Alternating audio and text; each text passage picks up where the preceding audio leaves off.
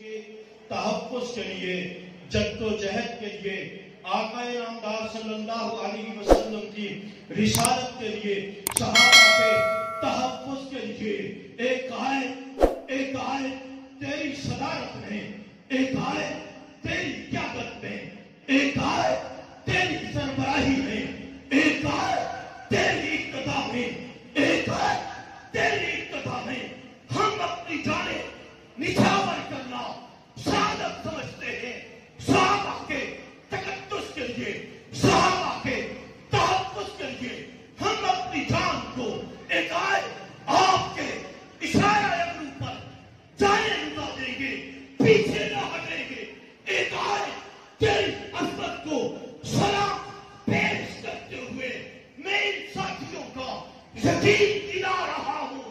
ایک آیت تیری جد و جہد پہ اشارہ ابرو پر ہم لوگ کھڑے ہیں، چل رہے ہیں، میدان عمل میں، کارزار میں اترے ہوئے ہیں، چل رہے ہیں۔ آپ کا اشارہ ہوگا، ہماری جانیں ہوں گی، آپ کا حکم ہوگا، ہماری جانیں ہوں گی۔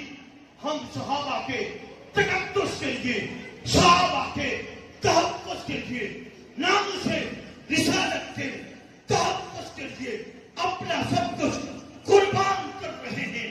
ایک آیت جو آپ نے پیغام دیا، ایک آیت جو آپ نے نعرہ دیا، ایک آیت جو آپ نے صدا دی، ہم وہ صدا ہر جگہ لگائیں گے اور ہر جگہ جا کر یہ بات سنائیں گے کہ واہ صحابہ واہ، واہ صحابہ واہ، واہ صحابہ واہ کی صدا اتنی بلند کریں گے کہ دشمن خائف خاسر ہوگا، شریف خوار ہوگا، ہر پلیٹ فارم پر رسوا ہوگا۔ میں دعوت خطاب دے رہا ہوں صحابہ کرام رضوان اللہ تعالی علیہم اجمعین کے اس عظیم پاسبان کو، اس عظیم قائد کو، جس کے ساتھ ہماری دلوں کی دھڑکنیں وابستہ ہیں، جن کے ساتھ ہماری محبتیں وابستہ ہیں، جن کے ساتھ ہماری الفتیں وابستہ ہیں۔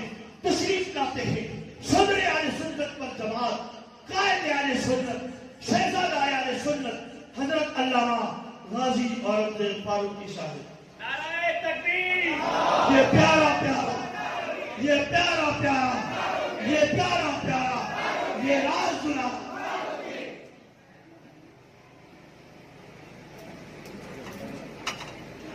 والسلام علی من لا نبی بعد، اما بعد، اعوذ باللہ من الشیطان الرجیم، بسم اللہ الرحمن الرحیم۔ لقد کان لکم فی رسول اللہ اسوۃ حسنہ، صدق اللہ العظیم۔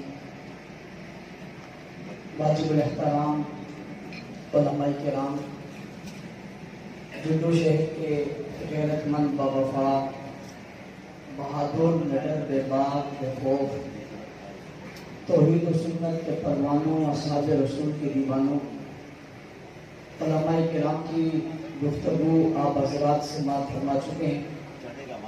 وقت انتہائی مختصر ہے، میں کچھ ضروری باتیں آپ حضرات کے گوش گزار کر کے آپ کی اجازت چاہوں گا۔ حضرت اقدس علامہ مسعود الرحمان عثمانی صاحب نے بہت تفصیل کے ساتھ بہت خوبصورت عنوان پر آپ حضرات سے بہت خوبصورت گفتگو کی ہے، جسے مجھے اور آپ سب کو عمل کی دنیا میں لا کر اس پر عمل کرنا چاہیے۔ اور قائد ابن قائد شہزادہ اہل سنت مولانا محمد ماوی اعظم صاحب نے بھی آپ کے سامنے اپنی گفتگو کی ہے۔ اللہ تعالیٰ ہم سب کو ان حضرات کی ہوئی گفتگو پر عمل کرنے کی توفیق عطا فرمائے۔ آج کے اس سیمینار کا عنوان سیرت النبی صلی اللہ علیہ وسلم کے عنوان سے معمول ہے۔ تفصیلی وقت نہیں ہے، صرف اتنا عرض کرنا چاہوں گا کہ رسول اللہ صلی اللہ علیہ وسلم نے نبوت ملنے کے بعد سب سے پہلے جو اعلان کیا وہ اعلان آپ کی نبوی زندگی کا یا سیرت کا پہلا باب ہے اور پہلا دن ہے۔ اور پہلے دن جو آپ نے گفتگو کی وہ جو شروع کی، قولوا لا الہ الا اللہ تفلحون۔ یہ جو گفتگو تھی قولوا لا الہ الا اللہ، یہ گفتگو کس موقع پر تھی اور کن لوگوں کے سامنے تھی؟ اگر آپ اس تناظر پہ دیکھیں تو اس گفتگو کے حالات نہیں تھے، اگر آپ اس تناظر میں دیکھیں تو اس گفتگو کے لیے ماحول بھی نہیں تھا، اور اگر آپ اس تناظر میں دیکھیں کہ اس گفتگو کو سننے والوں کی سطح بھی اتنی نہیں تھی، اور اگر آپ یہ دیکھیں تو اس گفتگو کو قبول کرنے کے لیے ان کے جو طریقہ کار تھا وہ بھی نہیں تھا، اس لیے کہ وہ سارے لوگ 360 بتوں کے پجاری تھے، اور 360 بتوں کے پجاریوں کے سامنے آپ کہیں لا الہ الا اللہ کوئی ہے ہی نہیں، کوئی بھی نہیں ہے بھائی، یہ بھی نہیں ہے، وہ بھی نہیں ہے، یہ بھی نہیں ہے، یہ کوئی بھی نہیں ہے اور کچھ بھی نہیں ہے، الا اللہ، صرف ایک اللہ ہے، یکدم کہیں کیا وہ بات مان لیں گے؟ کبھی نہیں مانیں گے، ممکن ہی نہیں۔ لیکن رسول اللہ صلی اللہ علیہ وسلم نے کلمہ کہا، کیوں کہا؟ کہ اللہ نے آپ کو حکم دیا کہ آپ کی نبوت کا دور شروع ہو رہا ہے، لہذا وہ بات کہیں جس کے لیے آپ کو بھیجا گیا ہے۔ یہ سیرت نبوی کا پہلا دن ہے کہ آپ نے پہلا کلمہ کہا، اور اس پہلا کلمہ کہنے پر ہی پورے مکہ میں ایک شور برپا ہو گیا اور ہنگامہ کھڑا ہو گیا، اور لوگ مقابلے میں آ کے کھڑے ہو گئے کہ یہ آپ کیا کہہ رہے ہیں، اس بات کو تو ہم ماننے کو تیار نہیں ہے۔ باقی تو چھوڑیے، وہ شخص جس نے آپ کی ولادت پر لونڈی آزاد کی تھی، یعنی خوشی کا اظہار کیا تھا، اس نے ہاتھ میں پتھر لے لیا اور جناب رسول اللہ صلی اللہ علیہ وسلم پر دے مارا۔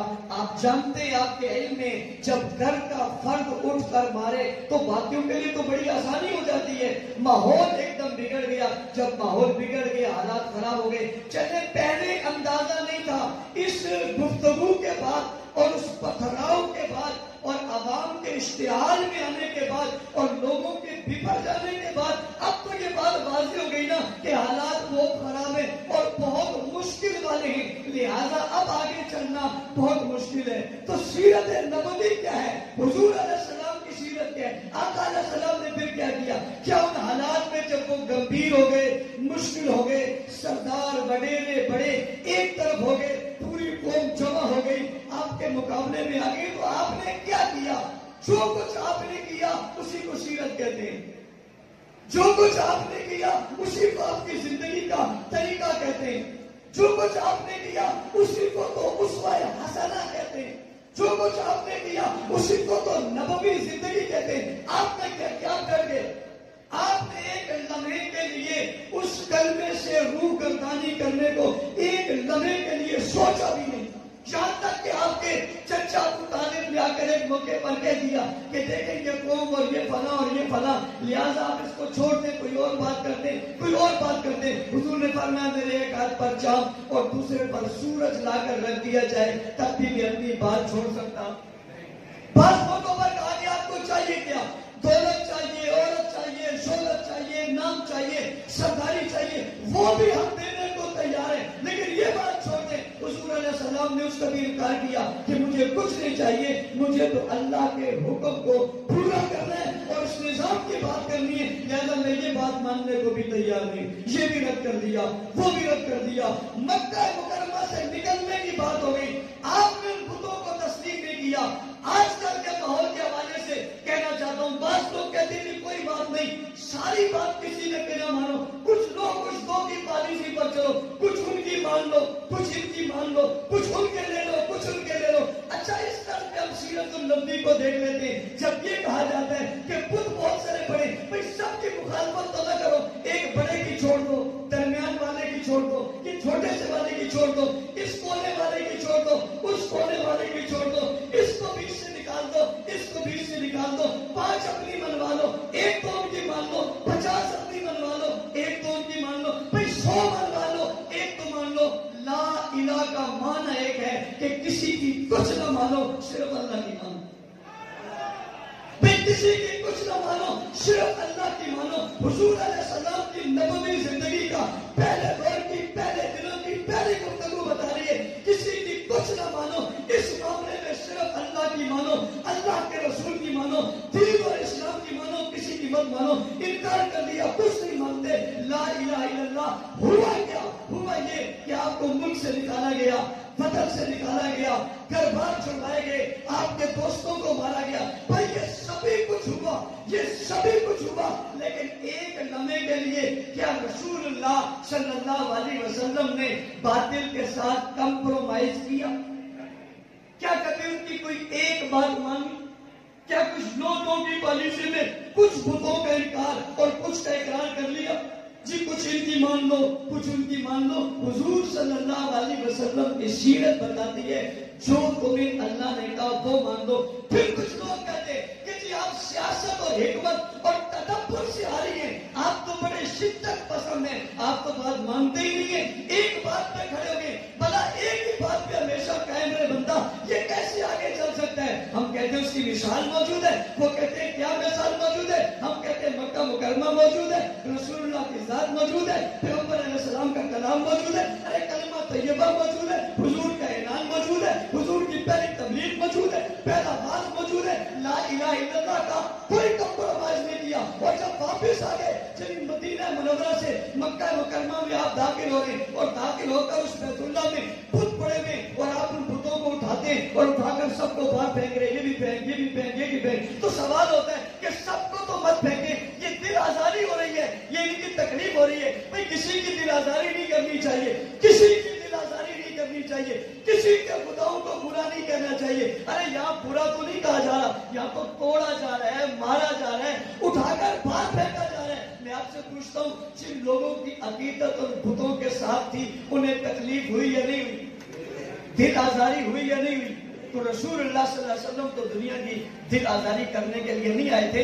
وَمَا أَرْسَلْنَاكَ إِلَّا رَحْمَةً لِّلْعَالَمِينَ، آپ سارے جانوں کے لیے رحمت بن کر آئے تھے۔ تو یہ جو آپ اٹھا کر باہر پھینک رہے ہیں یہ تو دل آزاری ہو رہی ہے۔ تو پتہ چلا بعض جگہ پہ دل آزاری نہیں ہوتی اور رحمت کا نزول ہوتا ہے، لیکن لوگ اسے دل آزاری سمجھتے ہیں۔ بھائی کلمہ حق کہنے سے کسی کی دل آزاری ہو رہی ہے، یہ دل آزاری نہیں ہے، یہ اس کی بے وقوفی ہے کہ وہ اپنی دل آزاری کروا رہے ہیں، وہ رائے حق کی طرف کیوں نہیں آ جاتا؟ تو رسول اللہ صلی اللہ علیہ وسلم کی سیرت بتاتی ہے کہ سارے کے سارے بتوں کو اٹھا کر باہر پھینک دیا، کسی کے دل آزاری کا خیال نہیں کیا، اس لیے کہ اللہ کے حکموں کو ماننا ہے اور اللہ کے حکم کو پورا کرنا ہی یہ رسول اللہ صلی اللہ علیہ وسلم کی سیرت ہے۔ ہم حضور صلی اللہ علیہ وسلم کی سیرت کے چند پہلوؤں کو لے لیتے ہیں اور چند پہلو لے کر ہم کہتے ہیں کہ نبی علیہ السلام کی سیرت ہے۔ مثال کے طور پہ ہم کہتے ہیں کہ ایک شخص آیا اور اس نے آ کر بستر پر پیشاب کر دیا، رسول اللہ صلی اللہ علیہ وسلم نے جناب وہ بستر دھو لیا، وہ تلوار بھول گیا، واپس آپ نے تلوار دے دی۔ دیکھیں نا کتنے رحیم، کتنے کریم ہیں، کتنے عظیم ہیں۔ وہ جی دیکھو انہوں نے پتھر مارا اور آپ نے ان پتھر مارنے والوں کو معاف کر دیا۔ دیکھیں نا اسلام معاف کرنے کا حکم دیتا ہے۔ وہ فلاں نے یوں کیا اور رسول اللہ صلی اللہ علیہ وسلم نے یوں کیا۔ میں نے کہا یہ بہت بڑی بات ہے، یہی تو رسول اللہ صلی اللہ علیہ وسلم کی رحمت ہے کہ اس بستر پر سونے والے نے پیشاب کر دیا اور آپ نے اسے معاف کر دیا۔